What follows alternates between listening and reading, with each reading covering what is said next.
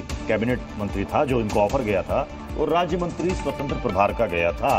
अब सवाल है कि यहाँ पर बात तो कुछ और हो गई थी एनसीपी के अंदर। तटकरे और प्रफुल्ल पटेल के बीच में यहाँ पर विवाद गहरा गया था, क्योंकि एक ही पोर्टफोलियो मिलना है। अब किसको मिलना है इसको लेकर विवाद था। खबरें ये भी आई कि बीजेपी ने कहा कि आपका इंटरनल मैटर है, आप इसे देखिए। अब हो रहा है कि पोर्टफोलियो को लेकर के यहाँ पर ये चल रहा है बार्गेन पावर।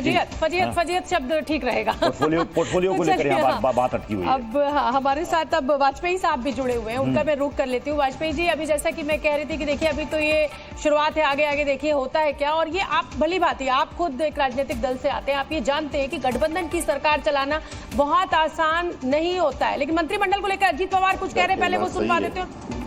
लेकिन उसके बाद कल उनका हमें मैसेज आया कि हम इंडिपेंडेंट चार्ज जैसा हमारे शिंदे साहब की पार्टी को दिया है वैसा एक मेंबर लेना चाहते हैं। तो आप सभी को पता है, पूरे देश को पता है, प्रफुल्ल पटेल साहब उन्होंने कैबिनेट मिनिस्टर के नाते बहुत दफ़ा सेंट्रल में काम किया है और कैबिनेट मिनिस्टर होते हुए फिर इंडिपेंडेंट चार्ज लेना हमें ठीक नहीं लगा। इसीलिए हमने बताया कि हम रुकने के लिए कुछ दिन के लिए तैयार है, लेकिन हमें कैबिनेट मिनिस्टरशिप चाहिए। तो ये सुनने के बाद वो बोले ठीक है, और फिर उन्होंने जो ऑफ़र की थी इंडिपेंडेंट चार्ज की वो हमने नकार दी। ऐसा जो भी कल से बात हुई उसके बारे में ये सब हुआ है। और आज अभी 7:15 को मेरे ख्याल से सबको ओथ सेरेमनी के लिए बुलाया है, इसमें हम भी जा रहे हैं एज एनडीए के मेंबर के नाते।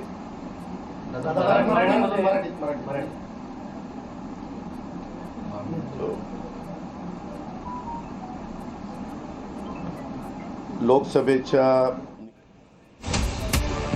तो देखिए आपने अजीत पवार को सुना, और जैसा कि मैंने पहले ही आपसे जिक्र किया कि सुनील तटकरे और प्रफुल्ल पटेल में थोड़ा सा विवाद की खबर मिल रही थी। प्रफुल्ल पटेल को राज्य मंत्री स्वतंत्र प्रभार का ऑफर दिया गया था, लेकिन प्रफुल्ल पटेल ने इनकार कर दिया। हमें कैबिनेट मंत्री का पद चाहिए, ये अजीत पवार की तरफ से बड़ा बयान भी सामने आ गया है। आरती टिक्कू, जल्दी से आप मुझे इस पर बता दें, गठबंधन की अपनी मजबूरियां होती है, लेकिन अभी तो यहाँ सरकार का मतलब अभी शपथ ग्रहण भी नहीं हुआ और विवाद देखिए सामने है।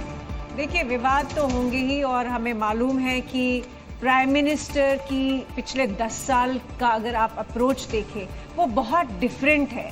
वो उस तरह का हमने इनफैक्ट गवर्नेंस नहीं देखा, उस तरह की एडमिनिस्ट्रेशन नहीं देखी किसी भी सरकार में पिछले 35 साल में।